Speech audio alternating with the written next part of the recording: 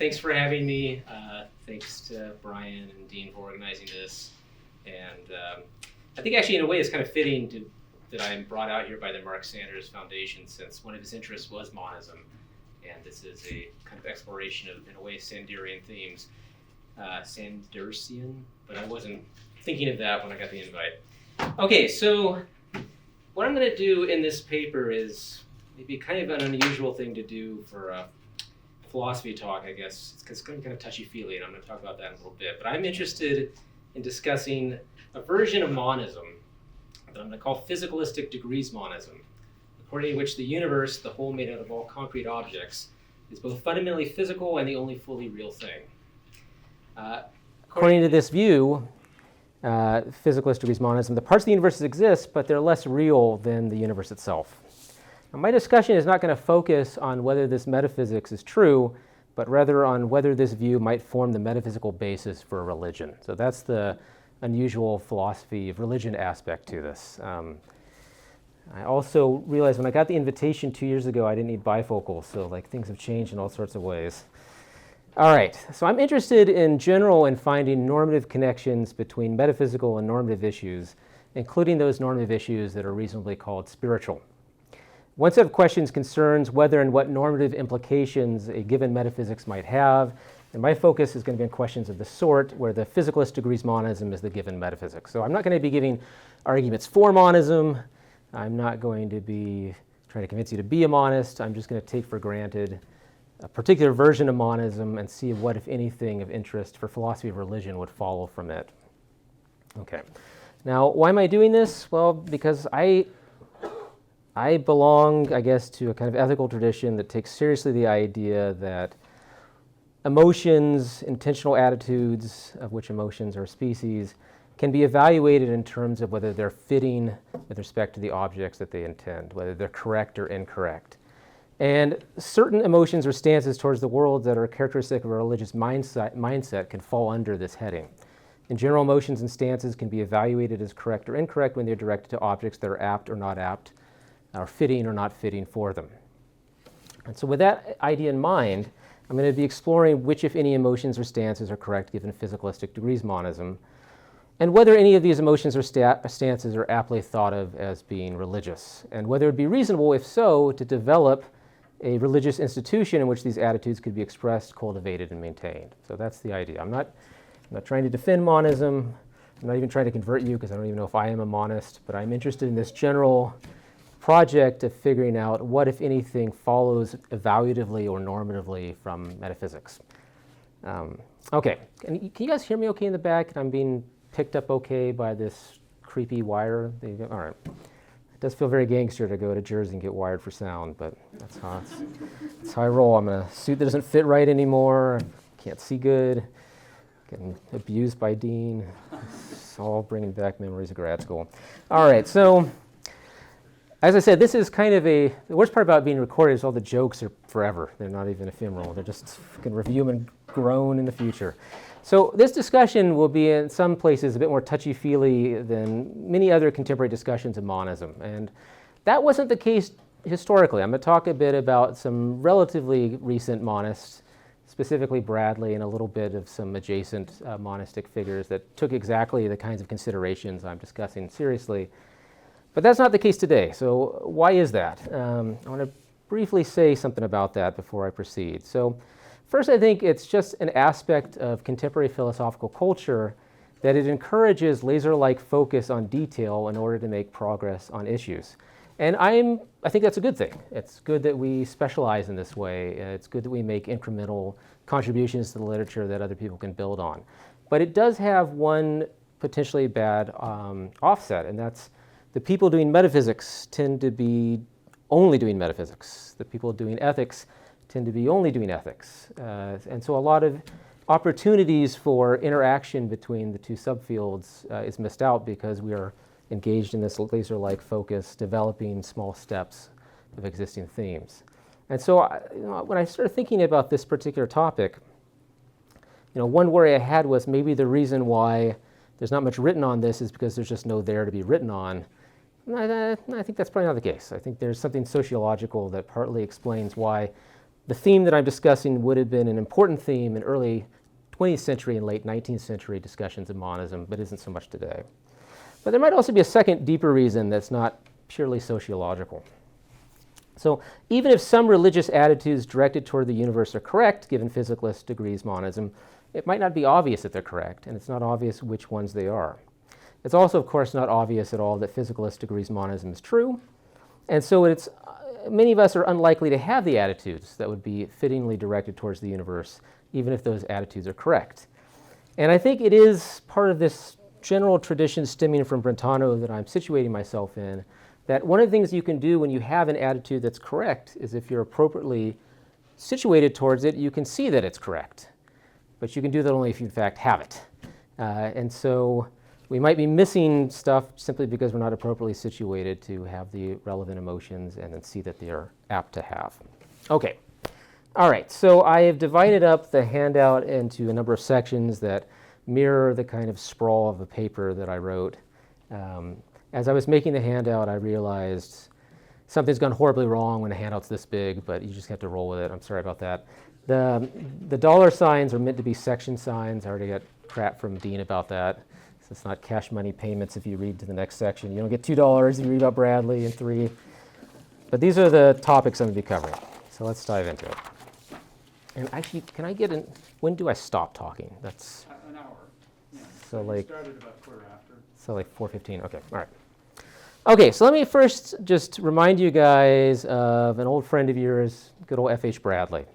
So F.H. Bradley, I think he's a great philosopher, a lot of interesting stuff. He's getting a lot more attention lately. That's good.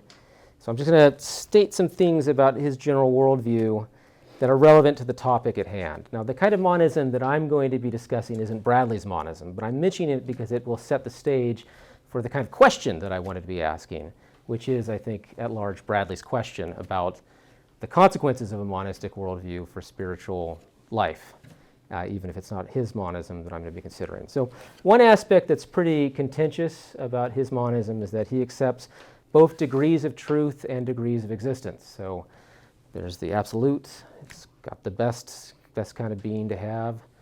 There's us, we're appearance, we're real but not fully. We have some degree of existence.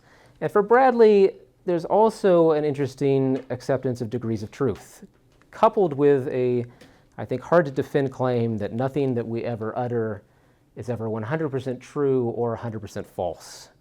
And it's actually the second half of that I find even harder to motivate than the first half. But even a logical contradiction for Bradley, something we can utter. I don't know, maybe some of you guys, where did it go? Are hating on this formula, It's not 100% false if Bradley's right. Okay, so that's a second aspect of his view, is that no proposition that's effable by us, so to speak, is ever 100% right or 100% wrong. Now that said, some propositions are doing better with respect to truth than others, and our job as a metaphysician is to give the most true descriptions of reality that we can. And according to Bradley, the most true descriptions of reality include the following components. First, an idealistic component. A description of reality as a whole as being purely mental in nature is more true than physicalistic or dualistic descriptions of it. The most true description expressible by us is that reality as a whole is experience. That's the big shocking move. But despite that, he is also a quasi-theist. So it's highly true that we exist and that we are finite centers of experience. It's also highly true that a God exists and that it is a more encompassing center. But again, the most true description of the world as a whole is that it is experience rather than that it is God's experience. So the best description of reality that we can give is one in which a personal God is not the, as it were, the center of the metaphysics. Monism. It's highly true that there are experiences, we're all having them, but again, the most true description of the world is that it is experience rather than that it consists of experience. Okay, so I'm mentioning Bradley's view because it's a monistic view, but it's also a highly spiritual monistic view in which there is room for something like a personal God at some level of description with some degree of veracity. And so you might think that, of course, someone with that sort of worldview, that sort of metaphysics, is going to think that their metaphysics provides an apt basis for a successor religion to Orthodox theology. This was something that he himself wondered about whether or not his metaphysics could satisfy the spiritual yearnings he thought that we all have.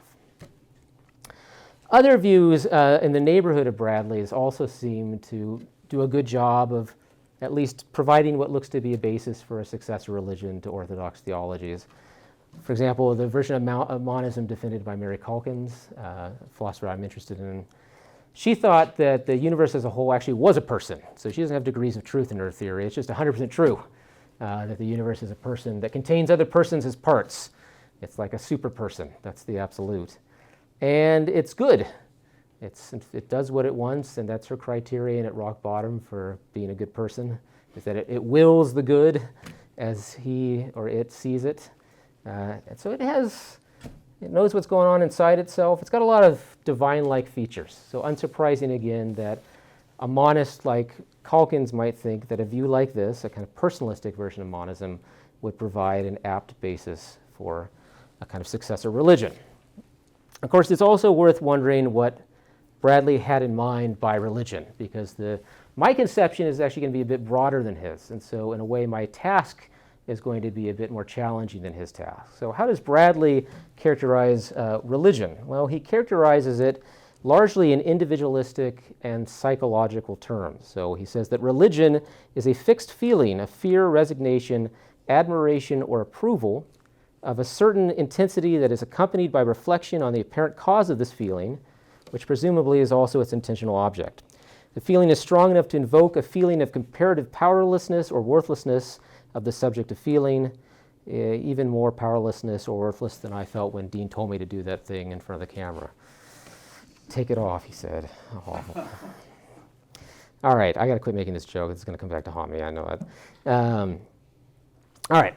Bradley doesn't clearly state whether what he calls religion is a complex attitude that contains some of these as elements, or whether each of these simpler elements is or could be conjoined with the reflective attitude on its apparent cause and thereby be a religious feeling. So what he says leaves open two possible views. He's giving you a list of different religious feelings, and they count as religious partly in virtue of them being conjoined with beliefs about their objects.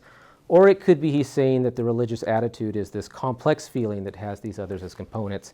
I think it's not super clear which one he has in mind. It's also clear whether or not that reflective attitude that he has in mind is belief. So later on in the book, Bradley explicitly denies, for example, that faith is belief, but says it is a sort of making believing. And perhaps the reflective attitude that is a component of what he calls religion is faith in his sense rather than belief. So in what follows, I'm going to use the phrase religious attitude to indicate this complex state. So that's the interpretive side I'm going to take on very poor textual grounds, insufficient textual grounds, to indicate the complex psychological state that Bradley calls religion. Now, of this state, Bradley says any object could be the object of this feeling. So we sometimes talk about people that are religious about baseball, like baseball is his religion, or cooking is his religion, or being terrified of the coronavirus. That's actually currently my religion right now.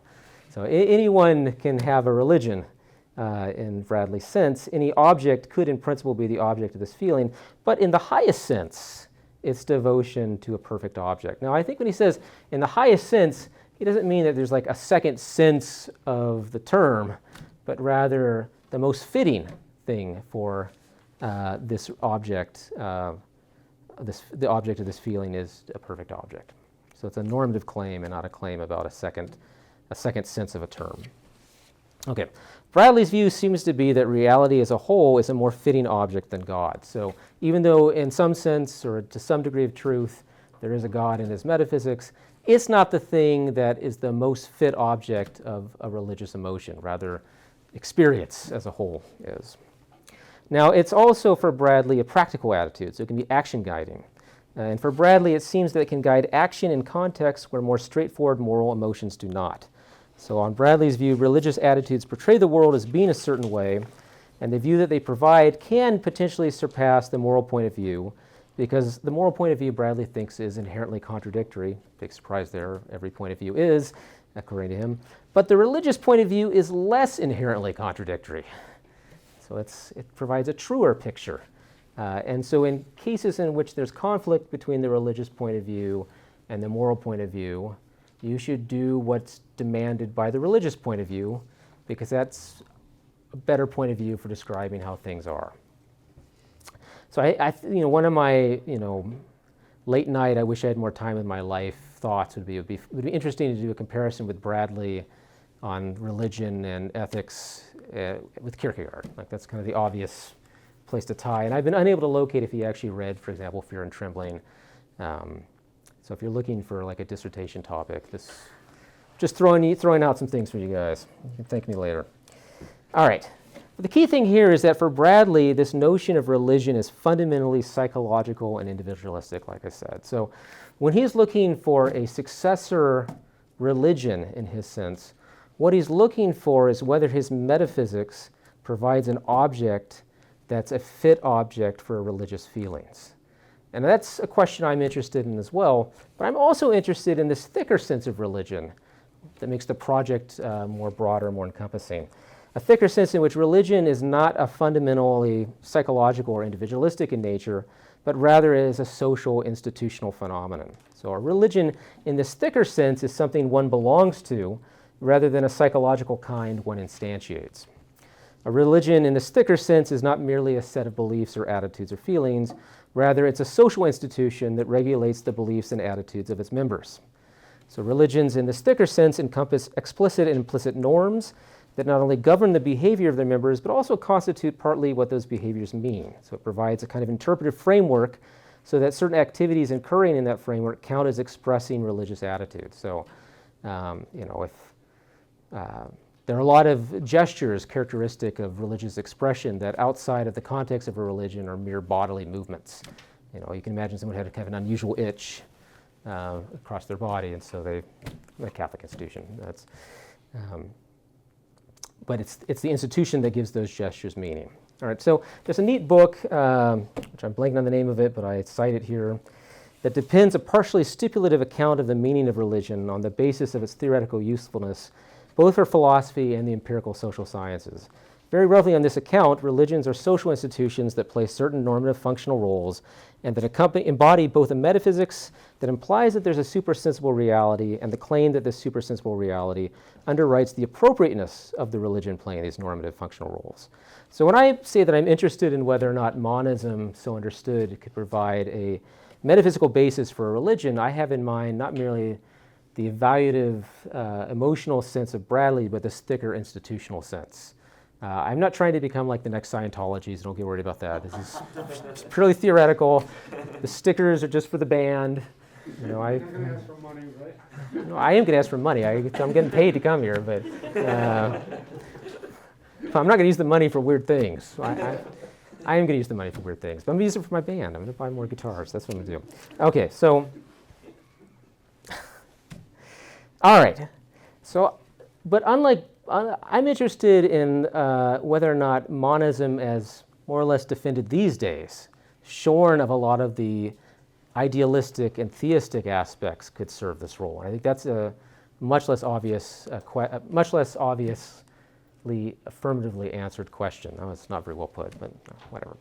All right, so let's talk about the kind of monisms I have in mind and focus on the specific monism that I'm going to be speaking about for the rest of the time I'm here. All right, so physicalistic monisms. All right, we're familiar with these distinctions. Jonathan Schaffer coined a lot of these names. So, existence monism, the doctrine that the mereological sum of every concrete object is in fact the only concrete object. There's just one concrete thing, the big guy.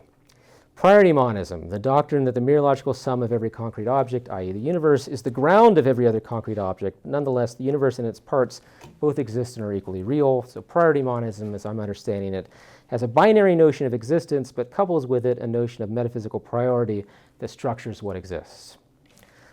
Finally, we get to degrees monism, the doctrine that the universe exists and its parts exist, but the universe has more existence than its parts. So degrees monism, as the name suggests, trades in degrees of being. Okay, so the kind of view that I'm going to defend is like Bradley's in that we do have a graded notion of existence, but I'm not going to have degrees of truth. That aspect of the view I'm not going to take on board. The universe is physical, let's say, if and only if it has no irreducibly mental part, and let's say that a concrete object is irreducibly mental, if and only if it has some mental property that does not supervene on any distribution of non-mental properties. All right, so I'm going to assume that we're going to have a kind of a degrees monistic view, and we're going to assume that the universe is a physical object in this sense, not an idealistic object or a dualistic object. I'm also going to assert some further controversial theses. I don't take these to be constitutive of degrees monism per se. They're additional optional theses that I think have some plausibility. They seem to be the kind of thing that some monists have traditionally liked. It'll be useful to have them explicitly stated for what's to come, so I'm just going to state them now. So first, controversial thesis: less than fully real things cannot have fundamental properties or stand in fundamental relations to anything. This is a kind of purity thesis, you might think. Second, non-fundamental properties and relations collectively supervene on the fundamental properties and relations. Okay. Another contentious thesis. Again, not every monist has to accept this, but I'm going to assume that the universe is a necessary being in the following sense. In every possible world, the universe exists, and it alone exists to the fullest extent. So in every world you go, there it is, and it's the most real thing, fully real. So given these assumptions, the universe is the ground of all possibilities in this sense, the totality of possible worlds, just as the totality of different combinations of possible intrinsic states that the universe can have. Fourth, I'm going to assume that the universe is the generator of all things in this sense. Given that the universe is in a certain state, there are metaphysical principles that we should try to articulate that give us the mechanisms by which the less real is generated from the fully real. Okay. So this is the kind of view that I'm going to call physicalistic degrees monism, and I'm probably just going to honestly just start calling it monism in what follows because I'm lazy, and that's two less words. It's a lot of words to keep saying physicalist degrees monism. So rich religious attitudes are apt. I think it's not independent of which metaphysical thesis is true. So for example, it might be that there is a universe, but if the universe is just a mere mereological sum of what it contains and nothing more than that, if the universe is really just metaphysically a heap of things, then on my view, the universe would not be a fully real entity, and no religious attitude directed towards it could be correct. A minimum condition of being a fitting object of a religious attitude then is metaphysical. Such an object must be at least as real as anything else. Monism ensures that the universe meets this condition, whereas physicalism alone doesn't. So you might wonder why monism per se as opposed to physicalism? Why both? This is the answer, why both. All right. Now with that on board, I want to segue to talking about a recent paper by one of my hosts, Brian. And because at this point, if you are following the talk, you might have in mind, now it sounds like he's talking about something that's called in the literature naturalistic pantheism. So maybe this McDaniel guy, he thinks the universe is God. And that's how he's going to show that there could be appropriate religious attitudes directed towards the universe because it's directed towards God. And that sounds almost analytic, that it would be appropriate to have religious attitudes towards God. That's not what I'm going to be doing, but it's in the neighborhood of what I'm going to be doing, and so I want to work through this. All right, so recall that the universe is the unique concrete object composed of all other concrete objects, and that on the view under consideration, the universe is physical, where that means that the universe has no part that has an irreducible mental property. Now, strictly speaking, given how I'm understanding the word physical, that the universe is both a physical object and a mental object is consistent. But the universe is physical and irreducibly mental is inconsistent. So it might be that, for all I've said so far, the universe has mental parts, has mental properties, It has things that have mental properties as parts. Obviously, that's us. But I want to rule that out because I want to make this, again, as challenging for me as possible. So I'm just going to assume that the universe does not have mental features. It has things as parts that have mental features, but it itself is not a conscious object. This is a further assumption. Seems kind of plausible to me, but I have no idea how we'd prove it, and I think we don't know that it's true or false, but I'm just going to take it on board because I like having a hard, difficult life here at Rutgers. All right. Because, maybe if the universe is conscious, if it is a thinking thing, there might be space to argue that it is God, even if God is not irreducibly mental, and then my question is more easily answered than I want it to be. All right, so let's assume that the universe itself has no mental properties, even though it has parts that do. If the universe has no mental properties, it can't be a person. And that seems to tell against the thought that it might be God. And this is going to lead me to discuss, kind of a lame segue by just saying I'm now going to discuss this other thing, Lefto's argument against naturalistic pantheism. All right, so this is my summary. I'll be interested to see if Brian thinks I've mischaracterized it in some way, but the gist of the argument as I take it is this. Something is God only if it is an appropriate object of worship. Something is an appropriate object of worship only if it can hear and understand worship. But the physical universe can't hear and understand worship. Conclusion, so the physical universe is not God. Now, it's not that I reject the conclusion. I think the conclusion's true. So that's not the goal of this. I do think, nonetheless, it will be useful to assess whether or not this argument is a good argument. And specifically, I think it'll be really useful to think about premise 2 in a little bit more detail for what's going to follow for my purposes. So that's the main reason I'm going to be discussing this. So some quotes by Brian. I make only 2 claims about what worship is, both obvious given actual religious practice. One is that worship is a form of address. When we worship, we say things to what we worship. We sing hymns to God. We pray to God. We declare to God our belief in him. We do not intend this as some sort of psychological self-help or for moral improvement. The point of these practice is for these words to be heard and understood. And in another passage on the same page, he writes, the other is that worship always involves praising at some point. Practice makes this clear, but it's even part of the word's etymology. It is from the Anglo-Saxon worthship, the proclaiming of worth. So if something is to deserve worship, it must deserve praise, at least in some respect. Nothing can deserve worship if trying to worship it cannot accomplish the point of worship. It cannot accomplish the point of worship to address something which cannot be aware of or understand what we say. Thus, things which cannot be aware of or understand are not conceptually appropriate objects of worship. All right, so really my focus is going to be on these passages and on Lefto's premise 2, partly because I want to figure out whether he's right about the point of this practice and then generalize from my assessment of that question.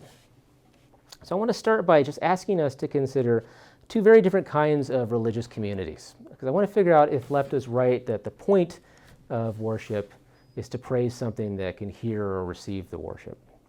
So imagine 2 kinds of communities. I'm going to call one a vocal community and another community a silent community. So in the vocal community, religious worshipers praise God out loud through speech and singing. They go to church, they sing hymns, they communicate with one another. They literally are speaking and singing out loud.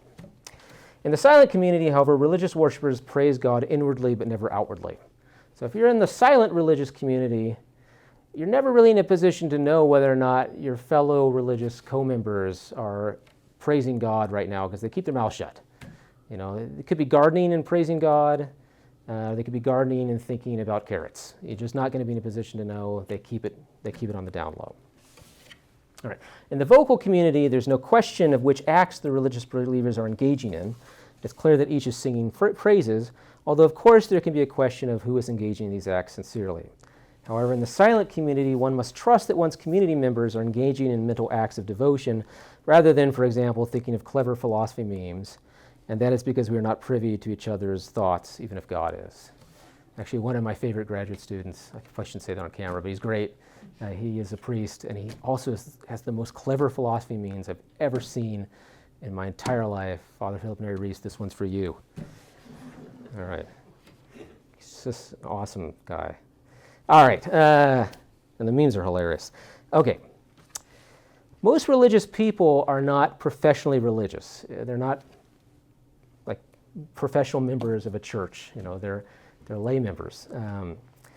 Religious institutions, it seems, serve the function of keeping those who are religious but not professionally religious in practice. So I want you to think about whether or not you're religious or not. You probably know someone who is. So think about someone who's just moved to a new place. And if they're religious, one of the first things they do when they move to that new place is they try to find a new place of worship. So they move to a new town, they try to find a church or a synagogue or a mosque or whatever their denomination or faith is, to find fellow worshipers to get in immediately. And partly that's because they want to maintain having the religious attitudes that they have and to continue to express them. And that's very hard to do without being in an institution that serves as a check to keep them doing the things that they themselves want to be doing. All right, so one of the functions, I think, of the activity of worship is not simply praising God, because that's something we don't need to do out loud. We could, if that was the point, just as easily engage in acts of worship that were completely silent as it would be in the silent community. It's not like, an omnipresent, omniscient God can't hear your thoughts any more than he can hear your words. So there's no extra oomph gained in terms of the addressed individual to hear the words out loud as opposed to have me emphatically think them, which makes me think that there must be more to the function than simply the praise or the address. And the fact that, in general, silent communities tend to be communities composed wholly of the professionally religious rather than lay religious people supports this claim. The ones that consist of those that are not professionally religious are almost inevitably ones that are vocal. So I think there's got to be some further function that's served by having those things present beyond merely the fact that it's addressing God. So as I write here, I think maybe we should distinguish between the function of activity and the conditions that make the performance of that activity fitting or correct. Because as suggested above, the activity of worshiping can have many functions. So I want to compare this with some other recent authors. Again, Shilrak, he argues that one of the functions of religious rituals is that they serve as a kind of cognitive prosthetic that, among other things, remind their participants of what to do. So they give kind of normative guidance. They act as a kind of cognitive crutch. And we can also compare this with Smart. He notes that there are conventional symbolic elements in rituals which in turn require the existence of a community to give those elements their meaning. So if the point of worship is to have one's words heard and understood by God, means that the function of worship simply is to produce heard and understood words, I think this sentence probably expresses something false rather than obviously true. Because one function of worship I do want to grant is to express attitudes of devotion to the object one worships, but I don't think that's the only function. But we can, I think, reframe the argument in terms not of the function of worship, but rather the conditions under which it's correct to worship. And I think that gets us to the heart of what I want to talk about. All right. So I'm going to assume that an activity whose central function is to express an attitude is correct if and only if the attitude it expresses is correct. I think this assumption is not obvious. It might instead be that an activity is correct if and only if it is a sincere expression of the attitude that it expresses. So I'm just going to flag this as a contentious normative assumption, an alternative to which I think is pretty easy to consider. All right, so it seems to me that the central question then is not about the function of worship, but whether and under what conditions the attitude that worship expresses is correct. All right, so now we can ask whether it's true that an attitude of worship directed towards an object is correct only if that object can recognize that it's being worshipped. That is premise 2 so understood of the above argument true? And I think even this is not obvious. So if we're trying to defend something like a naturalistic theistic view, it might be worth considering theistic views in which this premise would be rejected. All right, so I'm thinking of the view of Gersonides, who accepts a kind of classical theism in which God is impassible, so nothing we do or anything does can bring about a change in God. God just is what God is, and that's just how it is. Impassibility even extends to divine creation. So how does God know what God's created? Not because he has sense data of us impinging on him, but instead, God looks within, God knows what God wanted to do, God knows that God's will is maximally efficacious, and via knowing those two facts is in a position to know what there is. But now Gersonides says, but there is one problem here, and that is we have libertarian freedom. We can do things such that there are no sufficient grounds for our doing them outside of our control, and if my actions were the result of a fully efficacious divine will, then there would be a ground for my action outside of my control. And so my will, given that I have libertarian freedom, must be something that God doesn't know about. In fact, this is something Gersonides ends up accepting. He ends up accepting the claim that God knows the intelligible order of things, but he doesn't know what free creatures do. So when we praise or worship God or whatnot, the point of that for Gersonides cannot be that the addressee hears what we're doing, because presumably this would be an action that we do freely. And so it's exactly the sort of thing that could not be heard or known by a being who knows of other beings only insofar as they're the result of a fully efficacious will. But never does Gersonides even remotely suggest that this makes God less worthy of worship. And so I think, this is an important philosopher. I think he would reject premise 2 so understood, that it's not a necessary condition on being an apt object of worship that you be in a position to hear or receive the worship. Now, I think there are other interesting ways we could try to revive Brian Lefto's argument here, but I don't really want to focus too much on that because this is more just kind of warm up for the thing that I really want to focus on, which isn't whether or not the universe is God, but rather which and any religious attitudes are correct. Right? So I've got these principles that I've explicated about the fittingness of expressions of a religious attitude being parasitic on the correctness of the attitudes themselves.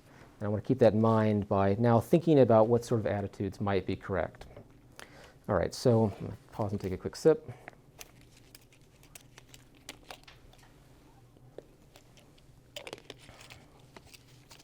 Dasani water. I was told I had to do this. So it was like product placement. I've had it like this the whole time, and it's just I want to get paid. I mean, that's why I'm here. It's all in it for the money. But what can I do with my talents to make money? Not much. So it's got to be philosophy. All right. Fittingness and practice. Okay. So Lefto attributes to William Mander, who is a recent philosopher who's actually done a lot of important work on F.H. Bradley, but also seems sympathetic to Bradleyan monism. The claim that the universe is a fit object of awe, love, feeling of dependence, and valuing to the highest degree. So now what I want to do is I want to see whether or not these emotions would make sense, would be fitting, given not a spiritualistic monism like Bradley's or Mander's, but the kind of physicalistic monism I'm considering. Well, let's just start with a feeling of dependence. Given degrees monism, we are dependent on the universe in several ways. It's the thing that generates all of our possibilities. It's the thing that's responsible for our existence. It's the thing that's the most real. We are less real parts or aspects of the one. And so having that in mind, it seems like we are dependent in several obvious ways. And so feeling like we are is reflecting the reality that we are. And so that's a good test for it being fit. In much the same way that you can test whether or not a fear is fit by reflecting on whether or not it accurately represents something as being fearful when it really is fearful. So if I'm standing on the rooftop of, I guess of this building, we're pretty high up. I don't know why I would do this, but I'm standing on the rooftop. The talk is not going to go that badly. I'm standing on the rooftop this high up, and I'm scared because falling is really dangerous. That feeling is a fit feeling to have. It's representing the reality appropriately. Whereas if I'm terrified of this water bottle, and not because I think someone might have coughed on it or something, the feeling might not be fit. It's harmless. It's not a fit object of fear. The feeling of dependence seems then to be a perfectly fit feeling, given that we are so dependent. And so the first box gets checked. What about a feeling of awe? This one's harder to pin down, but a lot of people who think about the universe professionally report feeling awe of it. So one does not, have to scratch Twitter very hard to find cosmologists reporting on their quasi-religious feelings directed towards the universe. And this is before they've even accepted monism. They're just thinking the universe is pretty cool because it's so big and vast, and yet there are principles of simplicity and beauty that they can articulate and discover. And so when you add that it's also fundamentally one thing and the most real thing, that does start to sound like a pretty awesome object. And so a feeling of awe also seems appropriate. What about valuing to the highest degree? This one's tricky. There's lots of kinds of value. And I'm going to cheat a little bit by focusing on just one kind. I'm going to think about a kind of value that I'm going to call objectual intrinsic value. This is the kind of intrinsic value that an object has in virtue of its intrinsic features. So one reason why this might be cheating a little bit is it's not the only kind of non-derivative value that I think is morally or ethically important. Given the kind of monism that I've put forth for consideration, I think it's plausible that, strictly speaking, only the universe has intrinsic features. We have, at best, something like quasi-intrinsic features in virtue of the universe having an intrinsic state that's a certain way. And given that the only thing then that could have this particular kind of intrinsic value, objectionable intrinsic value, is the universe as a whole. It's going to follow from that that there is no other object that's got more intrinsic value than it. It's got the highest of intrinsic value. Now, of course, it doesn't follow from this claim that it has positive intrinsic value. And the argument that I gave certainly wouldn't even come close to showing that. Instead, I want to suggest that the appropriate object here, the appropriate stance here, isn't necessarily valuing to the highest degree, but something analogous to it, having faith that it's valuable to the highest degree. Where this is having faith that the universe on a whole is intrinsically valuable, positively intrinsically valuable, rather than a bad place to be. So it's a kind of optimism about the universe rather than a kind of pessimism. Now, why do I think that faith might be fitting in this context? Well, I think of faith as a kind of combination of hope and trust. And a hope is fitting only if the thing that's hoped for is good rather than bad. Right? It's not fitting to hope for bad things. And a trust is fitting only if you don't know that the trust is misplaced. I think we don't know that the universe is an intrinsically bad place on the whole. I think that's an open question for us. It's not something we know. And of course, it's trivial that it would be good if the universe were intrinsically good. So that box is quickly checked. Now, these were necessary conditions, not necessary and sufficient conditions, but I got to be honest, I'm not sure how to fill in the blank. Filling in these two really important necessary conditions makes me feel that it's at least worth putting forth as a hypothesis to consider that faith in the positive intrinsic value of the universe is a fitting faith to have. Like I said, this isn't quite the same thing as valuing it to the highest degree. This is having faith that it is valuable to the highest degree. Okay. What about love? Well, there are many kinds of love. There's the love you have for your parents. There's the love you have for your children, or the love that you have for your wife. I don't think any of those are appropriate to direct towards the universe. That would be kind of a weird. Even parental love would be not really appropriate, even if it in some sense is the generator of all of us. But I do think there is a kind of love that might be appropriate, and that's the love of a place. So when I wrote this paper, these words were a little bit more fresh, because I just moved from Syracuse to New York when I did the Syracuse, New York to South Bend, Indiana. And so thinking about love of place was really on the front of my mind. We loved living in Syracuse. We loved that city. I still love it. I love it so much, honestly, that the last 3 times my wife and kid have returned, I've opted to stay home and not go with them, using our geriatric dog as a shallow pretext for not seeing it. I think it honestly would hurt too much. Like that's just putting it real out there for you guys. That's how much I love Syracuse.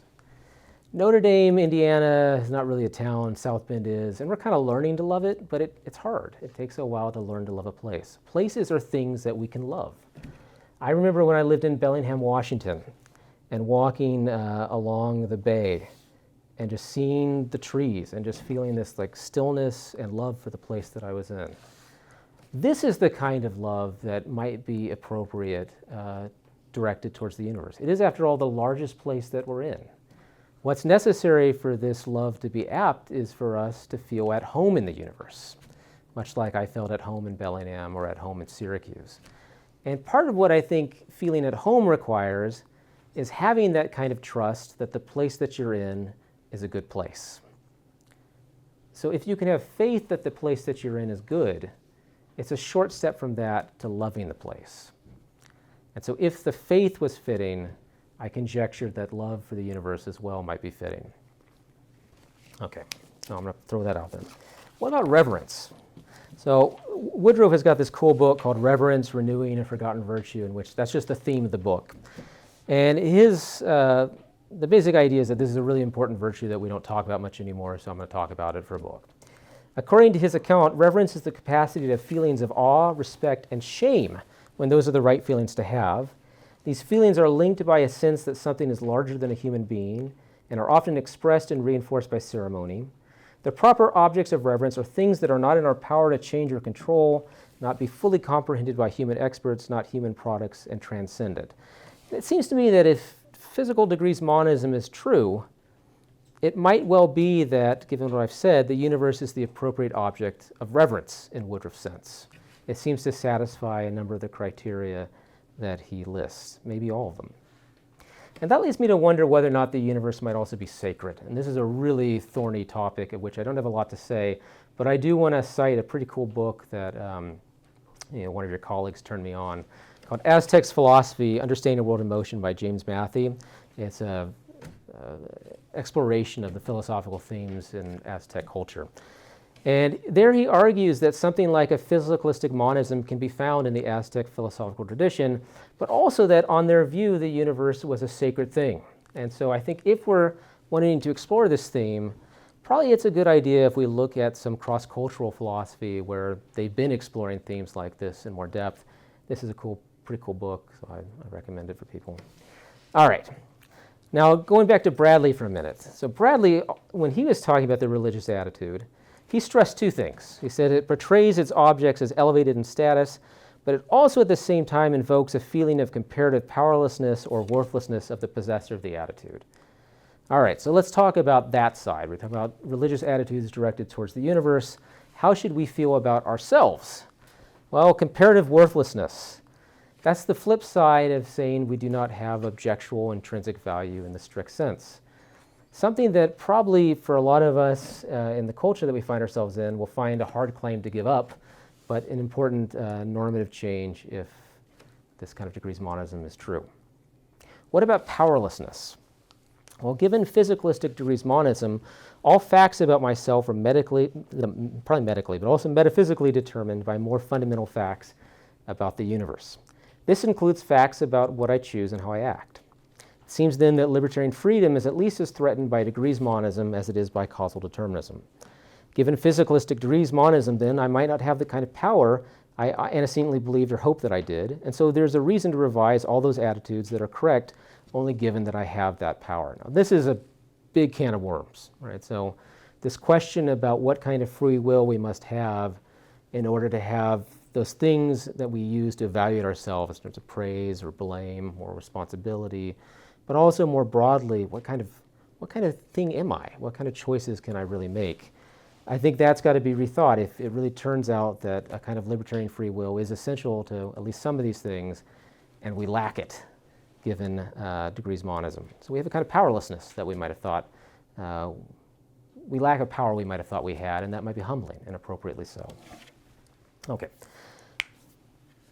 All right, so what I've given now, I think, is a list of characteristic religious or spiritual attitudes that actually seem to me, there's a pretty good case for thinking that they're apt given the kind of monism I've been talking about, even this physicalistic kind of monism. But that said, even if you were to have these feelings that are appropriate to have, you would still face pressure against expressing that one has them. And because of this fact, it will be also hard for one to sustain the having of these attitudes. And that's because there isn't an extant institution to assist in the cultivation, maintenance, and expression of these attitudes. And that leads to the final part of this very weird talk, whether it would make sense then to construct a new religious institution to serve the purpose of expressing, sustaining the expression of these attitudes that are fit to have.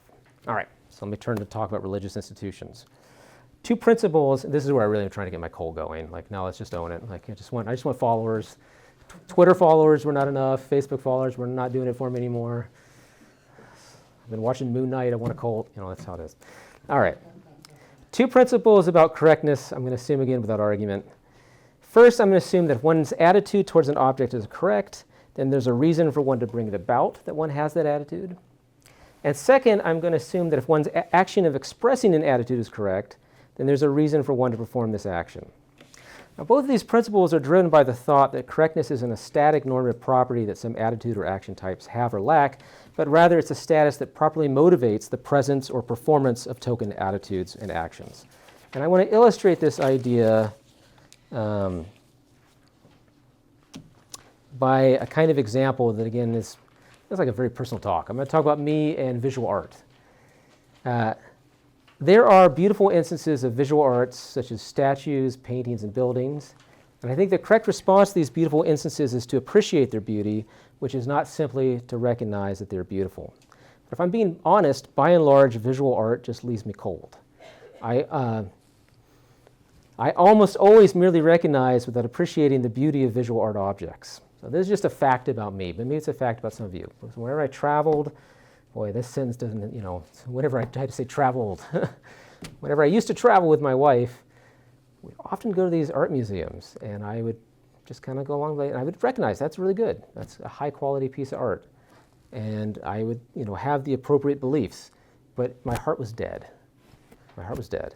And it's not that I love music, so it's not like I'm incapable of aesthetic appreciation, but visual art, it just doesn't get me. Let's assume that I'm not irredeemably flawed, which is probably the most contentious assumption I've made yet in this talk, but rather this is a psychological disposition, could be changed were I to take the appropriate art classes and surround myself with people who both appreciate their beauty and act so as to express this appreciation. So suppose that I would actually change effectively. My beliefs wouldn't change, I already believe it's good, but I would change in my affect, were I to surround myself with people having similar affective responses, and just to learn more about the creation of it so that I could see all these other aspects that I didn't appreciate before as well, so it wouldn't leave me so cold. Then the principles I've just articulated imply that I have a reason to take the appropriate art classes and to surround myself with appreciators. Now, this reason is highly defeasible. It might be that given all the other things I have a reason to do, my totality of reasons dictates against this course of action. But nonetheless, the reason to so act is present. So it's not an overriding reason. It's not like I gotta shove a child in front of a bus in order to get to the art studio on time. It might be, it might be a highly defeasible. I'm glad this is all on tape. Highly defeasible reason. All right. Nonetheless, I think the reason is present. So you can have reasons to do things, but you've got other reasons to do other things, and so that reason doesn't override. The source of this reason is that it is correct to appreciate what is beautiful. The source of this reason is not that the beautiful benefits from being appreciated. The well-being of a painting, if it even makes sense to talk in these terms, cannot be affected by our appreciation of it, even if we express that appreciation out loud. It might be that appreciating beautiful visual art would also intrinsically benefit me. That is, it would increase my level of well-being. I kind of like that view. I kind of think like I'm an objective list kind of guy when it comes to well-being. I think appreciating, having the emotional, positive, effective response to things that are beautiful is something that makes my life go better. That seems plausible to me. So I might also have a prudential reason to appreciate art that currently leaves me cold. But that prudential reason is a further reason to appreciate visual art, not the reason that stems from the fact that it's fitting to appreciate it. Moreover, if appreciating visual art would intrinsically benefit me, if it would increase my welfare, then it would intrinsically benefit other people as well. And so to the extent that my expressing my appreciation assists others to appreciate, then I have an other regarding reason to express my appreciation. So we take our kids to these art museums, and I lie, and I say, wow, isn't it wonderful? It just makes your heart sing to see those colors. And my kids are like, uh-huh. And my wife kind of looks at me like I'm insane, because I probably am, but anyway. It's all on tape. Why am I saying all this stuff on tape? Anyway, I have this because I'm doing what I have most reason to do, because I'm a good person. I have a reason to express appreciation if that helps other people acquire this thing that would be good for them to have. But again, this is a further reason to appreciate visual art, and not one that stems from the correctness of the attitude of appreciating what's beautiful. I think if there's a God, similar reason applies. Similar reason remarks apply. So consider the religious attitude expressed by an act of worship. I presume that if there is such a God, this religious attitude is correct, and hence so too is the act of worship that expresses it. And the correctness of this attitude is a reason for us to have it, and the correctness of the act of worship in turn provides a reason for us to worship. It's not that God benefits from our worshiping God. God, as classically conceived, cannot be made better off by anything we might do. For God, as classically conceived, cannot be made better off, period. If God commands that we worship, God does not do this for God's own sake. Perhaps we benefit by virtue of our devotion or by our expressing it. But even if so, that we benefit is a further reason to have a religious attitude and to express it, but it is not the reason that is grounded in the physicalness of our so doing. And if physicalist agrees monism is true, and there are fitting religious attitudes directed towards the universe, then similar remarks apply. The correctness of religious attitudes that take the universe as their object is a reason to have those attitudes and a reason to act so as to express them. However, while there are a ton of traditional religious institutions, and there is, of course, the art world, there is no institutionalized practice of expressing religious attitudes towards the universe as construed by physicalistic degrees monism. And this difference has several important consequences. First, it's typically easier to do what you have a reason to do when you make a habit of so doing it. And by and large, it is easier to maintain a habit if you are held responsible for regularly displaying the actions that you wish to habituate. So again, if you are a lay religious person and you've just moved to a new town, you seek out the new church because you want to maintain this habit. And you get help maintaining this habit by being in a community that helps hold you accountable, by saying things like, see you next Sunday. Second, it's easier to feel what you have a reason to feel when you are surrounded by people who express those feelings. We are susceptible to emotional contagion, right? So if I am in a movie theater by myself and I'm watching an action comedy, I might chuckle occasionally, but I probably won't have a belly laugh out loud. If I am in a theater and other people start laughing uproariously, it's a lot funnier. I'm going to start laughing too. We all know this phenomenon. If we are surrounded by people that are expressing an emotion, we tend to have that emotion as well and express it too. So by having a community of people that are expressing emotions that are fit to express, we are more likely to express them and so more likely to do the thing that we have a reason to do. In general, religious practice, religious belief, and religious attitudes are difficult for us to maintain and sustain in social isolation. Finally, maybe some religious attitudes are expressible only via ceremony and ritual that can be fully grounded only if they're embedded in religious community. That's an idea that is mentioned in passing by Shilsack and Smart, that certain religious expressions have a kind of meaning only because there's a community that gives them that meaning. And if it turns out that the only way to express certain attitudes is via expressions of that sort, then a community is necessary for their expression. I don't know whether that's the case with any of the attitudes that I've expressed, that I've listed earlier, but I think it's worth thinking about whether it might be for ones that I've not yet listed. All right, so given physicalistic degrees monism, we might have a reason to build a religious apparatus with it as its metaphysical foundation, but again, it might not be reasonable to do so. It might not be reasonable to do so because you can have a reason to do something, but there'll be a lot of cost in so doing, and it's just not worth it. In a way, like it's not worth shoving the kid out into the bus to get to the Art Institute on time. So we've got to think about institutional costs if we're going to think about establishing an institution.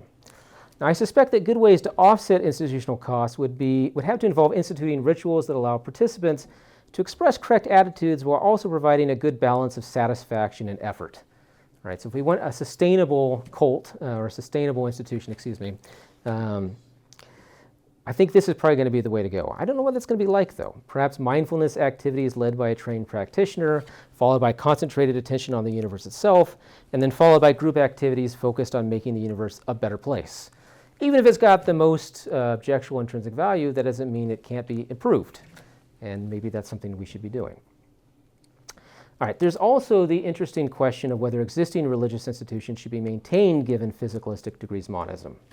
So no actual religious institution has true correct foundations if physicalistic degrees monism is true. I think that's right. I don't think there's actually any extant religious institution that has this as its metaphysics. It's hard to know for sure. The world's a big place. Religious attitudes such as devotion towards non-existent entities are incorrect, and so if correctness of attitude rather than sincerity of attitude is the criterion of correctness for expressions of attitude, then no expression of these religious attitudes is correct. So this is a spot in which I think it actually, when assessing the survivability of extant religious institutions, it matters what the criterion for correctness is, whether it's correctness of the attitude expressed or sincerity of the expression. If it's correctness of the attitude, then the actions of expressing are also not fitting or apt. But if it's sincerity, they might still be fitting or apt because they might be sincerely believed, sincerely expressed. Okay. If so, there's no ground stemming from correctness for maintaining, there's a typo though, for the maintaining of actual, I don't know what HOR is, it's like JSTOR, but for people who don't believe in God or something, I don't. Actual religious institutions. But there may still be grounds for maintaining them if the cost of doing away with them are too high to be worth paying. So you sometimes hear people defending religions on the grounds that it keeps people in line from engaging in their worst instincts. If there weren't religious institutions, we'd be murdering each other left and right. I don't know if that's true or not. There might be something to it. If so, there'd be a real cost to doing away with them, even if they're not based on correctness. Now, we can't assess these costs without knowing how viable a religion based on physical degrees monism, or maybe some other replacement metaphysics, would be. And this is just the first step towards that project, and I'm close to done. So I'll just stop there. Thank you.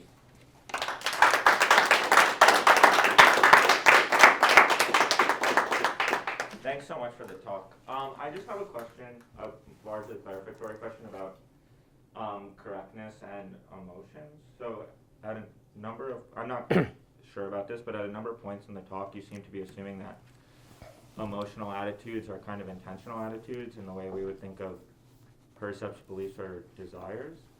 And so I agree that's definitely a view in logical space, but there's a kind of contention around how we should understand correctness in the case of emotions. So with truth, it's pretty straightforward. With belief, it's pretty straightforward. Like, there's like a mind to world to mind fit, and then for desire, it's like mind to world fit. But I'm not quite clear about how to think about it with emotions. So just clarificatory how you're thinking about it, what the satisfaction condition is for an emotion if you're thinking of it as an intentional object. An intentional attitude, or even just if you are thinking of it that way. So just like a couple clarificatory questions. Yeah, so I definitely am thinking of emotions as intentional attitudes. They're akin to perceptual states. So this is a, I'm situating myself in a tradition that was pretty popular in the late 19th, early 20th century, the phenomenological tradition. So you can find this in Brentano, Husserl, Ada Stein, the idea that emotions they're like perceptions. What are they perceptions of? Typically perceptions of value. And they're the sorts of things that you can, in some cases, have higher order perceptions of, and that's where you can get the representation that's correct or not. So when Brentano advocates for this idea, he asks you to consider things like, consider these two different preferences. The first preference is a preference for knowledge over ignorance.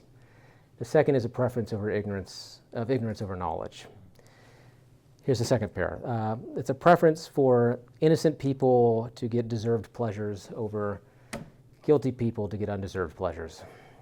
Now consider the contrary preference, that the guilty benefit from undeserved pleasures where the innocent people get nothing. Brentano thinks that if you attend to these pairs of preferences, you can see which of the two is the correct preference to have. That's just obvious. Like, that's about as obvious as the law of non-contradiction, he thought. And that's going to be, those kinds of examples are going to be the basis for the kind of value theory that he'll develop, and in general the basis for an ethical theory more broadly.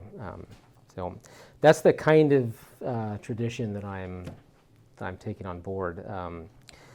Now Brentano had a very thin conception of emotions, their phenomena of love and hate, and later phenomenologists, Max Scheler and other people, Stein, detailed extensively varieties of different emotional states. I don't think you're going to just straightforwardly be able to assert what the criterion for correctness is for an emotion in general, though, right? So one's tempted to say that the criterion for correctness is that the thing is as portrayed, right? So that the preference is correct because that is the pair that's preferable. The fear is correct because that is the thing that is actually fearsome, right? So if you recall the example that I used involving the standing on top of the building and feeling fear because the thing is dangerous. It is fearsome. But that might be too thin for you to think of as like a real criterion of correctness. That's just, if things are as it portrays the world as being, that's the thin thing that could be said about all of them. Okay. Does that help? No, it helps a lot. Okay. Thank you. How about Avi? Okay, so my question is about your vocal community, silent community distinction. So your distinction between the vocal community and the silent community doesn't seem to be an exhaustive categorization of types of communal worship because it leaves out communities that silently practice animal sacrifice.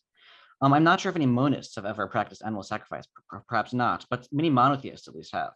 The ancient Israelites practiced it. The Bible describes and prescribes it in great detail.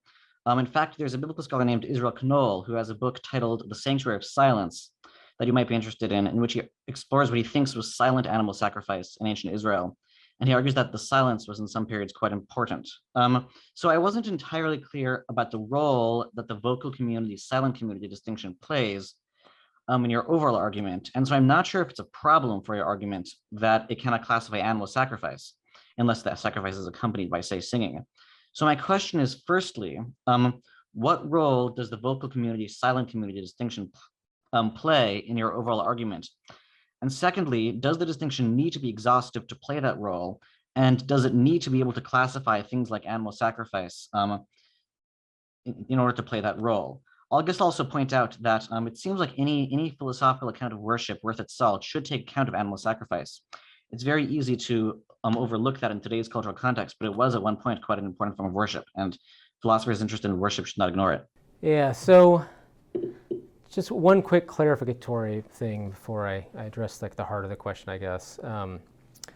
So I wasn't intending it to be, the difference that I'm trying to draw is a difference between communities where it's clear and public that one is engaging in a practice as opposed to private and not scrutable from outward behavior. Now, I did use the phrase vocal and silent because my paradigmatic examples were people in churches singing and praising versus, say, monks that had taken a vow of silence and poverty and live alone on Notre Dame's campus. So these were salient examples. But the intended idea was simply, is the practice such that you can tell by observing the practice that the person is engaging in an act of worship or not? And it seems like animal sacrifice is you can do it private. I mean, you can give your backyard or whatever, you can do it in private. But it's still a public act that others could observe in a way that quietly, inwardly praising God without saying anything or moving your body would not be. And so the division was meant to be pretty extreme between publicly accessible and not publicly accessible. Now, what was the role that this distinction was doing? It wasn't doing a lot. The main thing I was using it for is to raise the question of what function public practice served beyond praising the object of praise. All right, so both the private practitioner's got a funny ring to it in this context, but I've gone into private practice, both the silent practitioner and the vocal practitioner or the public practitioner are engaging in an action that is equally observable to a divine being, right? So if I say God is great, or I just think really hard like that, it's not like God can't pick up on it in either way. Nothing's purely private if there's a God that can hear your thoughts. And so I was thinking, that what then is the function of it being public rather than private? It's got to be something beyond just the function of expressing praise, because that could be done purely privately. There must be an additional function. And so the role it was playing was just to get the ball rolling and trying to figure out what that additional function might be. And I think the hypothesis that strikes me as having some degree of plausibility is the additional function is maintaining a practice. So it's making sure that you hold yourself accountable so that you continue to do the thing that you take yourself to have a reason to do, which is hard to do if you don't have external checks. And we all know this. So, a completely non-religious example, when I first went to Syracuse, my first year, when you're starting a new job, I was like, I want to make sure I get tenure. So I got to make sure that I keep myself in check, but I don't have a dissertation director. So I asked Marc Heller if I could just email him once a month my stuff that I'm writing. He would have no obligation to read it. He didn't have to give me comments. That wasn't the role. He was just serving as an external check to make sure that I do the things that I myself took myself to have a reason to do. Self-interested reason, but it's the same sort of idea. So if you think you've got a reason to do something, but you're worried that without that external structure, you will fail to do it, it's reasonable to search for that external structure. And I think that's one function that the religious institution, with its ceremonial and public worshiping activities, serves beyond just addressing or praising the object of praise. So that was the role that it was playing. It was mainly playing the role of trying to elucidate that extant acts of worship tend to have other functions besides the function of praising them. So they don't have, there's not a single thing that is the point of worship. There are many points to doing it. Does that make sense? Yeah, that pretty much completely answers my question. I think I understand the role now, and I think I understand why it really is exhaustive as you characterized it. Though maybe the word vocal, maybe you should drop the word vocal and use public or something. I want to make three points. There are also some exegetical things about me, but I can just write you about those. I would love to have them. Interesting to Yeah. go into. Okay, one, you said toward the beginning of the talk that one of your conditions was that a religious attitude, a minimum condition of being a fitting object of a religious attitude is metaphysical. Such an object must be at least as real as anything else. I think Hinduism provides counterexamples to that. I mean, in Hinduism, the ultimate reality is Brahman. Both we and the gods are just manifestations of Brahman. We're ontologically lower things. But the Hindu gods are fitting objects of religious worship, even though they are not as real as Brahman. Yeah, so probably what I said is strictly incorrect, but I would like to find a replacement sentence to put in. Maybe something like a religious attitude of maximal devotion would have this, this feature. I'm not sure that it's true. Again, so I've read some Vedantic philosophers like Shankara, but I'm not up to date on a lot of stuff that I should know more about. But it's not clear to me that even in the case of, so say like worship, like say Shiva, for example. So like the, great epic poems are written to this deity. There's clearly an attitude of devotion, but it's not clear to me that it's this kind of maximal or encompassing attitude of devotion that that someone like Bradley or Mander have in mind, or that maybe an Orthodox Christian might have in mind as well. So probably the thing that I said was too strong. The other way in which I would want to weaken the thesis, I guess, is the main thing I wanted is to ensure that the universe wasn't just like a mere heap of stuff, right? So in a sense, I believe in heaps because my kids make them all the time, I come home and there's like a heap of toys and a dog and some old clothing and some pins without lids on them. Like that's just part of having kids. So I believe in heaps, but I don't really think they're real in the sense in which you and I are. They're not fully real objects. If the universe is just a heap like that, then I think the project is a non-starter. Like that would not be the appropriate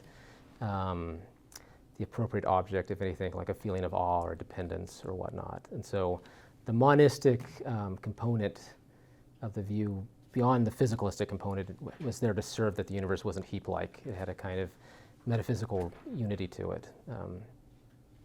So probably what I want to say, I guess, at the end of the day is that what I'm really wanting is that to ensure that the universe satisfies a condition rather than stating a necessary condition that might rule out too much.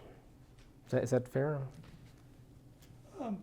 Reasonably so. I mean, I might stick up a little for devotion to heaps. Okay. If the universe was kind of heap-like but had many of the other properties you described, it might Yeah. still,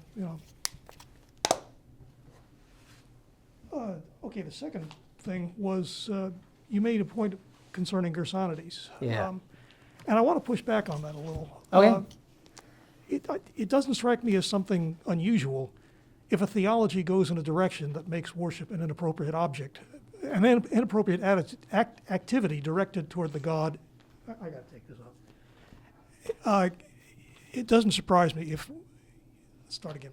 It's nothing unusual if a theology goes in a direction which makes worship of the God described in the theology is inappropriate.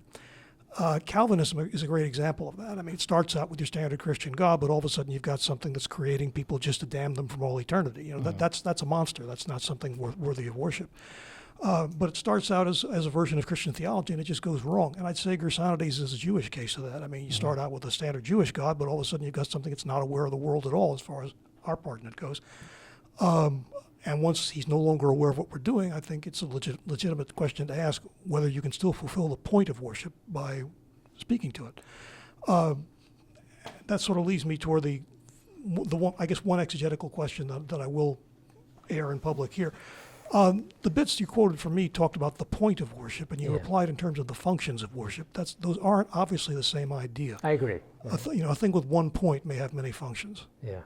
So I agree with that. So in the paper, I say, maybe unfairly, the talk of the point is not clear, but let's distinguish function from criteria for fit. and I wanted to talk about both.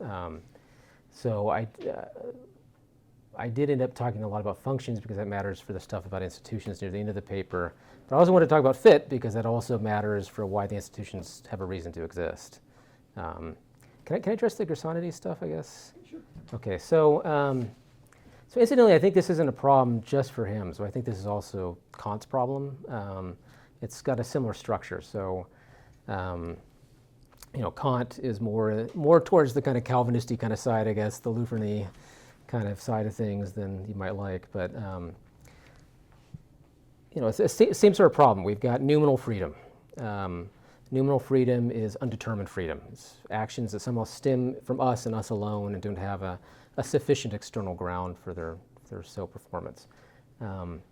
God is also an intuitive intellect, so God creates via representing the very thing that he creates in the act of creating it. So there's no distinction between the representation of the thing and the making of the thing.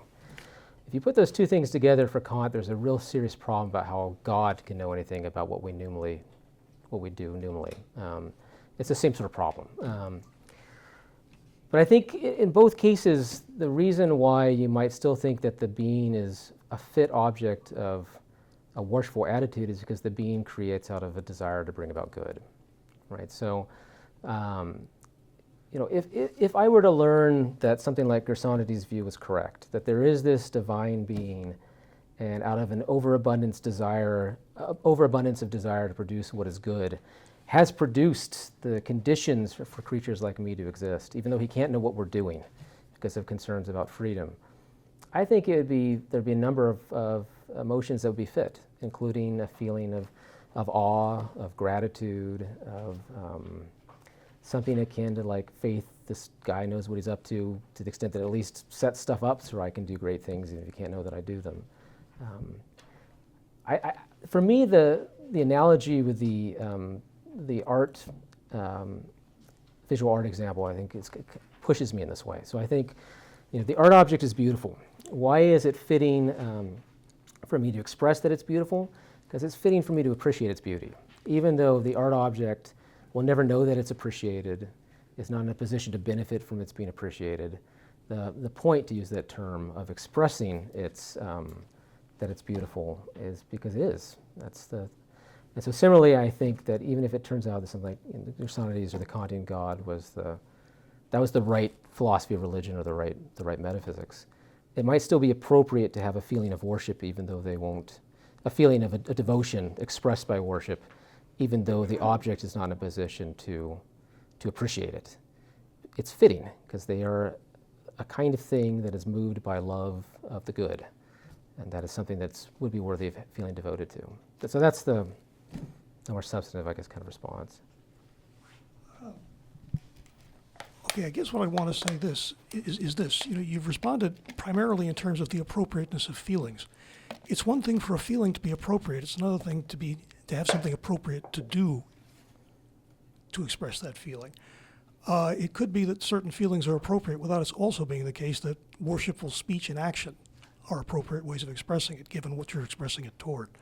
So I think you might be right that certain sorts of feelings are appropriate, but I think there's a ways to go yet before you've shown that worship would be. Yeah, so I don't take myself to have shown it, since one of the things that I explicitly assumed was that if you have a reason to have an emotion, you also have a reason to express it. I don't think that's an obviously true claim. I think that's something I never defended, but I'm using it to get the further thing that you're worried about here. So I want to grant, I definitely didn't show that. It was just an explicit assumption made, linking the two. There are philosophers that I'm interested in, again, to go back to Edith Stein, who are motivated by this kind of thought because they think that emotions, so just to quote Stein from the Empathy book, they have a kind of energy. They have a felt telos where they demand expression. And so if you have an emotion, it is telling you, so to speak, to let it out, to not just keep it in.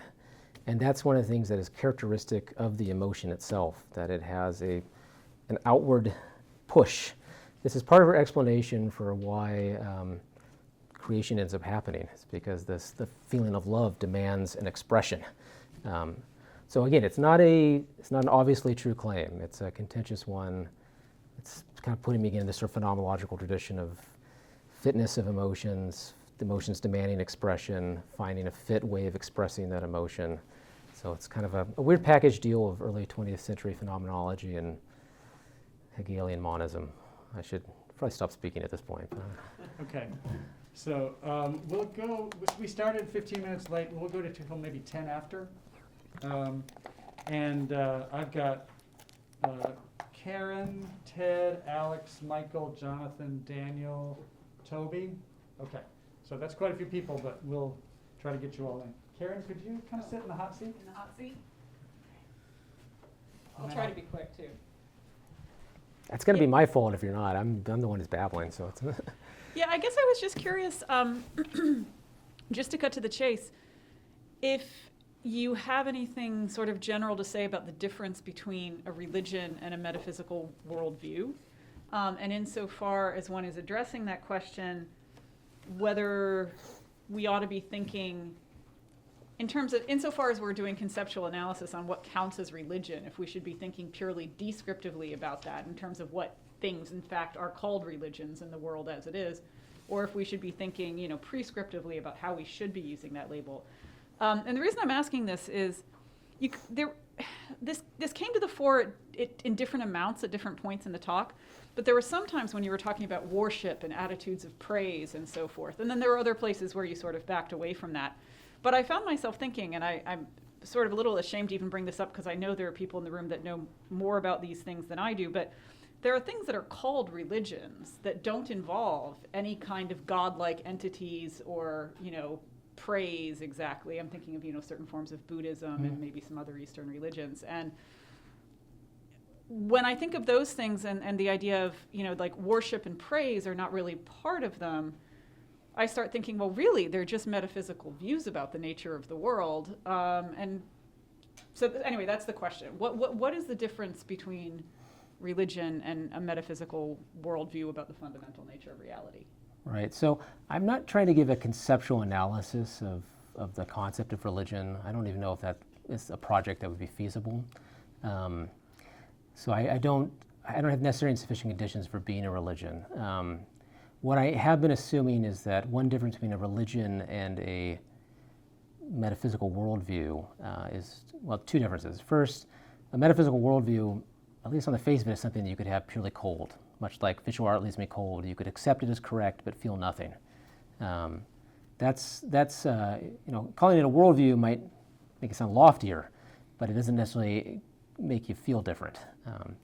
Whereas, at the very least, part of what a religion does is it gives you the opportunity to have an expression of the affective side towards the metaphysics.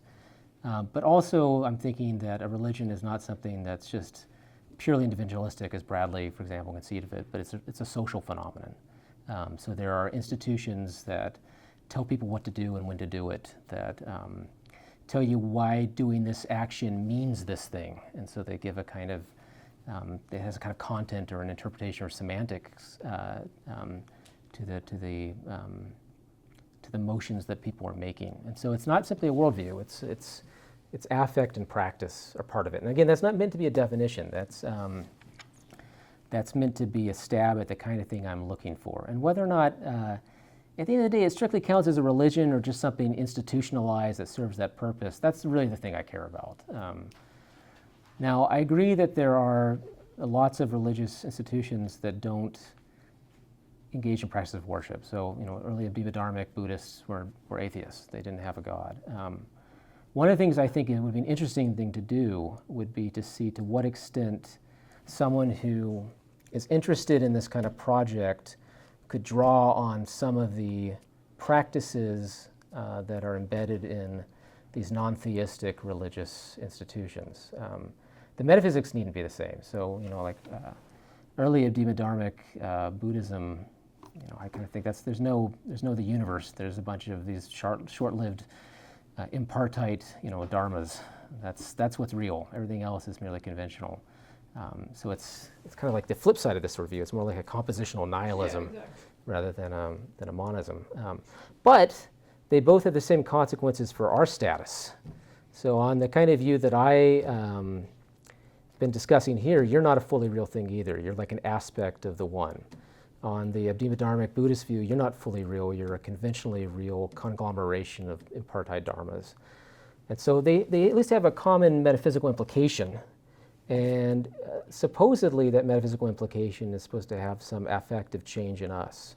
Right? So when I learn that I'm a mere conventional existent, I'm supposed to think things like, well, my own sufferings and pleasures are now no longer as important as I thought they were. They're not more important than other sufferings or pleasures. In fact, they're equally as important. The same sort of relation that I bear to myself, I bear to you. We're both conventional. We're not really there. There's just sufferings. What's really there are the sufferings and the happiness bits and whatnot. Those are the mental dharmas that are available to be remediated or improved or increased if we're kind of bad people. And so our focus should be on that, right? So the project then is, I think it'd be worth comparing what I'm up to, like I said, with these extant traditions, partly because where there are cases of overlap in metaphysical implications, we can also check to see whether or not the normative consequences being alleged for those metaphysical implications would provide practices that I could appropriate, or that someone in this frame of mind could appropriate. I don't know, is that helpful? Yeah, that's helpful. Thank you. Yeah. There's a lot of people, so I'll Okay, let someone else go. so you're going to have to keep your answers shorter, Kris. I'm just stalling for time. The paycheck is at the end of the road. I That's just want that right. sweet You're Sanders just- money. and- You are stalling. I can tell. Yeah. I can tell when you're doing that. Ted, this is an appropriate time for you to ask your question, I think, given what he was just talking about. Well, I was just wondering, suppose that monism is not true and that the fundamental entities are subatomic particles. So obviously it would be strange to worship any one subatomic particle, but I'm wondering about all of them taken together. What would your argument say about the appropriateness of religious emotions and attitudes toward the set of all subatomic particles taken together plurally? Yeah, honestly, I'm really not sure. That's the really short answer. It would be worth thinking to what extent we have, already existing plural affective emotions that we could use to model. All right, so I think when I think about like love of my family, for example, that's not like the sum of love of my wife and my 2 kids and my dog. It's not just simply like a sum of these 3 loves. It's not love directed towards the mereological sum of my wife, my 2 kids, or my dog, and I guess our 2 guinea pigs. Sorry, guys. It seems to me like it's more like a plural emotion. It's directed towards the plurality of things. It's directed towards us rather than either each of them individually or each of them considered as a unity. So it does seem to me that we do have some affective emotions that take pluralities as their objects. I just gave you an example of one. I don't know how many of those we have, though, that could be reasonably taken as analogs of the sort I've been talking about. So maybe we could feel awe for the plurality of the particles because it's vast, and yet there's still these unifying principles that can be articulated and discovered, like so the kind of Twitter cosmology expressions of awe towards the cosmos might still be apt if that's the metaphysics that's right. I'm not sure. I'd have to think about that.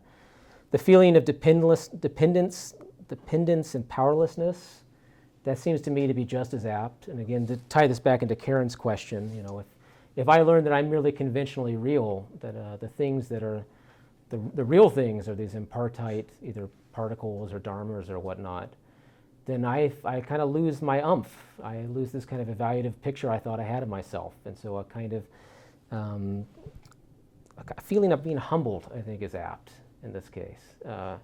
And so I think some of these are going to carry over. It'd be interesting if all of them do. I just don't know. But this is the kind of thing I would start asking myself about which plurally taking emotions we have and whether they would be fit in this sort of situation, and which sort of self-abnegating attitudes would be apt. And again, I think it'd be useful for serious about institutionalizing, at least with the self-abnegating stuff, there are extant religions where that's a central component, that we should have a kind of ontological humility about ourselves. And so it'd be worth drawing on what they do to see whether or not those components help sustain the effective response that would be apt given the metaphysics. Did that help? Okay. Alex. Hi. So this is about page 6, the Of the universe is handout. yeah, universe is a fit object of valuing to the highest degree.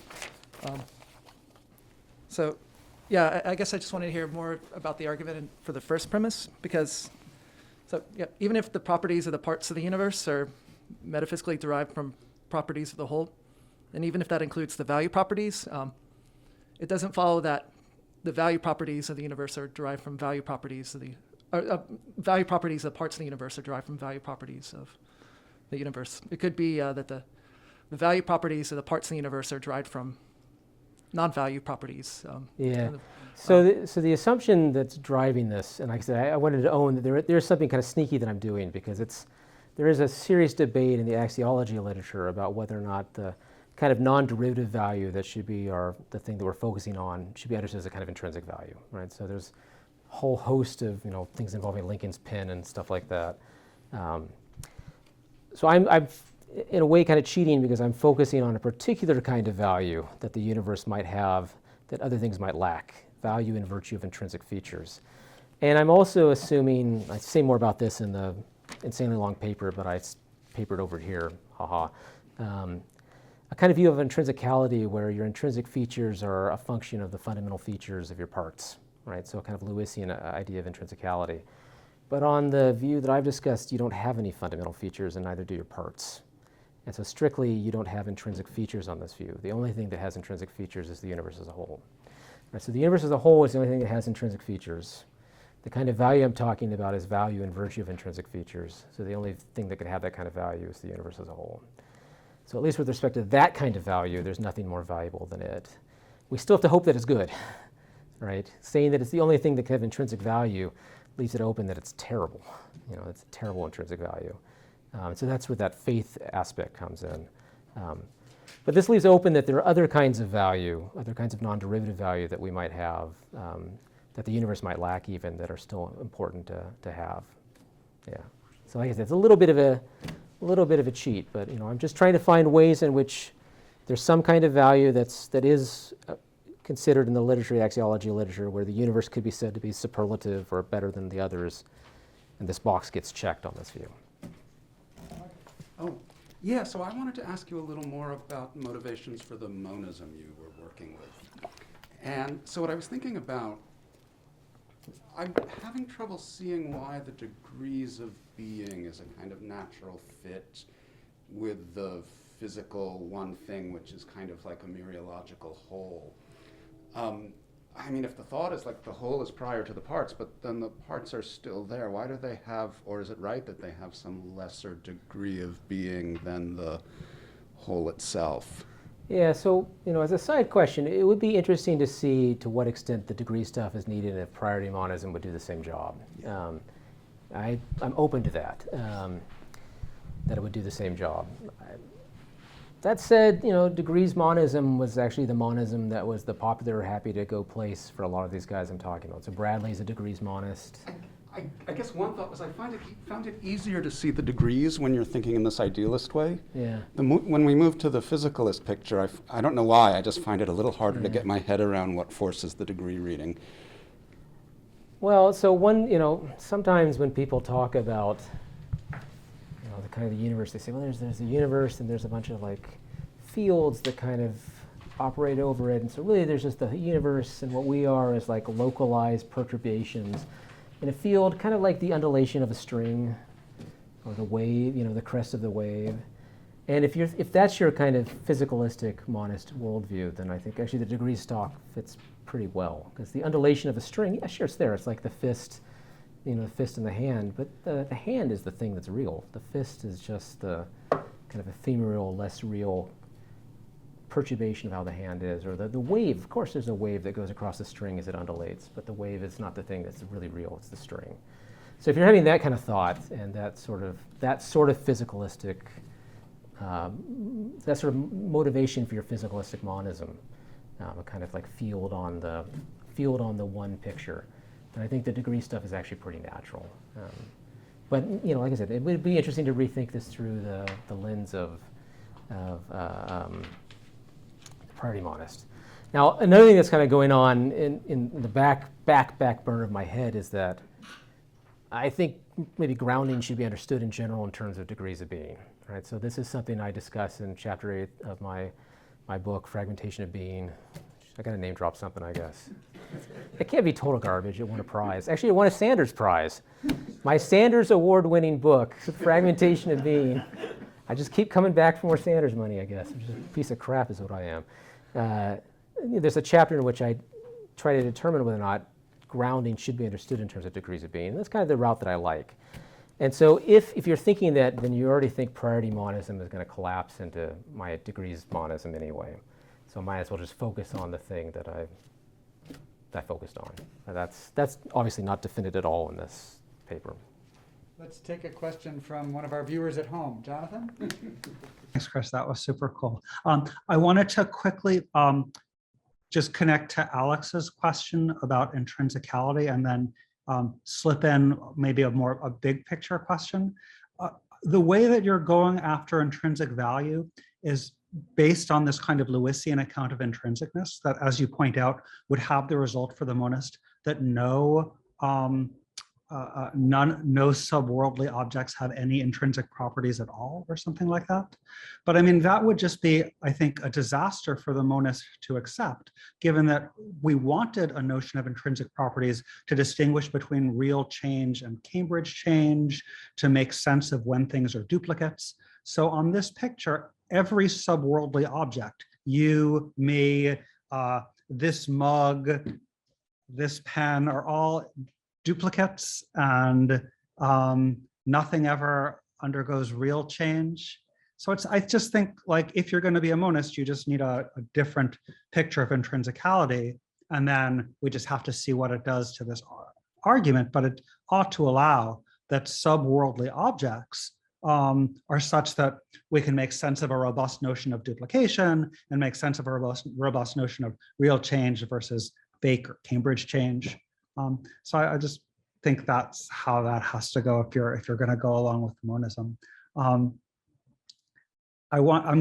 Before I give you the mic, I wanted to just slip in what I really would love to hear more about. You were talking a lot in very cool ways about how physicalist degrees monism, that kind of worldview, could support a lot of traditional attitudes associated with religion.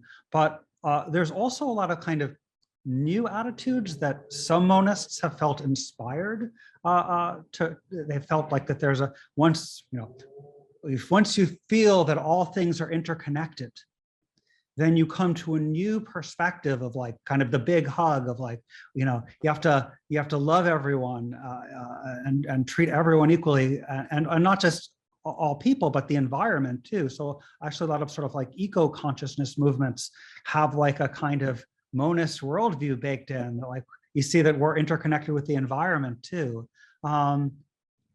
Anything of interest there? Are there any sort of fitting, maybe these don't go with some of the old religious attitudes, but they're kind of broadly like inspirational attitudes towards each other and the world around us?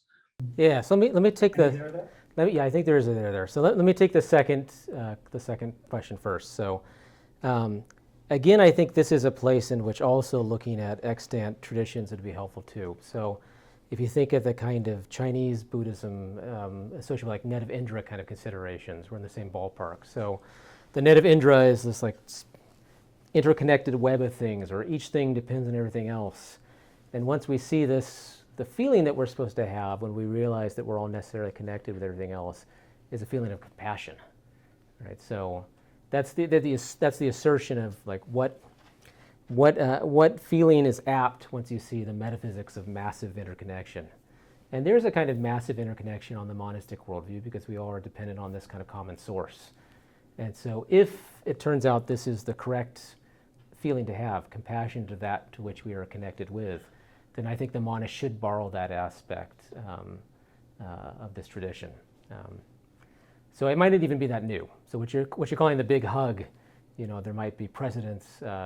So Li Kang, a former student of mine, is working on this stuff right now. I'm very excited to see how that pans out on the kind of net of Indra style Buddhist metaphysics.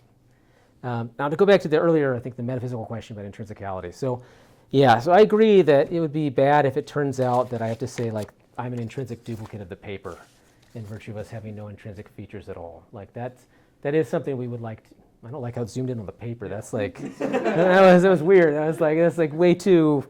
It can't tell the difference between you. I know, that was way too making Jonathan's point for him. That's a kind of zoom magic there. So we do want, as you said, some way of recapturing some notion of I'm more like this than like that, and that it's a project that the monist has to offer. And once they've done that, we might wonder whether we can capture, so let's call it quasi-intrinsicality. So we've got classic intrinsicality, and we've got this other important notion we need, quasi-intrinsicality. There's no reason why we couldn't also entertain a notion of quasi-intrinsic value as well. And it might be a kind of important non-derivative intrinsic value too, that we could have that the universe lacks and vice versa. That might be right. I kind of suspect maybe it is. So what does that undercut? I don't know. At the end of the day, I'm still looking for at least one respect in which the universe can be said to have a kind of value that nothing else has. And it still would be the thing that has this strict, super strict, whatever phrase we want to use, kind of intrinsic value in virtue of its genuine intrinsic nature and not merely its quasi-intrinsic nature. And that might make it still kind of impressive. On the other hand, like it might be that this is, let me take a step back. It might be that pursuing this too far is not actually doing much work for me, given that really I think, like, again, as part of this Brentano tradition that I've been sticking myself with, at the end of the day, talk about values to be understood in terms of correctness of attitudes, right? So whatever this quasi or strict intrinsic value would amount to, that's not the rock bottom, notion for me. That's going to be explicated in terms of which attitudes are correct to have, right? So, Brentano said, here's what intrinsic betterness is. It's correct preference. That's what we're going to understand it in terms of. That's how we're going to give an account of intrinsic betterness in terms of which preferences are correct. And so probably it's enough if it turns out that there are correct attitudes that only take the universe as its object, but not other sub-universe things. And that's enough for me to establish it has kinds of value that other things lack, which is really the thing that I care about at the end, right? So saying that out loud now, I think that's probably the direction I should be pursuing anyway for this part of the paper, rather than the weighing too heavy-handedly on this idea of strict intrinsic value that only the thing with strict intrinsic features can have. Is that? Yeah, great, thanks, Chris. Okay. Daniel. All right, so I had the same reaction to the intrinsic value stuff as Jonathan and Alex, and having seen the answer to those questions, I'm going to make a suggestion. Okay, good. I think what you're looking for is something like fundamental value, which on your view, the universe is the only thing that could have, and is plausibly the kind of thing that like Korsgaard is talking about when she uses the phrase intrinsic value. And that seems like it would be cool enough for your purposes, and then you can sidestep all of the fights over what exactly counts as intrinsic and how intrinsic in the metaphysics literature relates to intrinsic value in the value theory literature. Yeah, so I like the suggestion because it is in the ballpark of what I'm doing. So what I take Korsgaard and other people in this kind of Kantian tradition to be fixing on is this notion of intrinsic value had by an object, and then identifying the kind of object they take it to have, people, agents, as opposed to the kind of intrinsic value that's cherished in the Morean tradition, where that's had by things like states of affairs. So the fact that I'm happy, that's the loci of Morean style intrinsic value. So I even use the phrase objectual intrinsic value, the kind of intrinsic value had by an object. But on my view, it's not the person that's the loci of it, but the universe. So yeah, I do see myself as, I take that spirit of being friendly. I still want to use the phrase intrinsic value though, because again, that's, Korsgaard and other Kantians also use that phrase. They just want to disavow it from confusion that there's like secretly some sort of Morean consequentialist maximizing the objective value of states of affairs. Toby? I think we should always do it this way. Make everybody. I know. I kind of feel like you should sing a little though too. Like. The Masked Singer? Yeah, exactly. There you go. You don't want to hear that. Thank you for the talk. I'm curious whether it's appropriate to think of the universe as a fit object for love of place. And the thought I kind of have in mind here is that it seems like the very things that make it a fit object for awe Yeah. push against Yeah. this idea of love of place. And even your example of moving from Syracuse to Notre Dame kind of illustrates this thing that seems to run counter to the monist thread, namely that you can love one place in the universe very deeply in this sort of way, in the way that I think you want to talk about, for it to be something in the vicinity of that which evokes worship or praise or something like that, without loving the other places in it. And in fact, it seems to me like it's very likely that we might be able to love our neighborhood of the universe in this way, but not actually be able to love the universe itself in that same way. I mean, I want to note that, people do talk about loving the planet they're on, even if they don't love, if they don't love some part of the planet. I was trying to make a joke, but I couldn't get it out right, so I'm just going to let it go.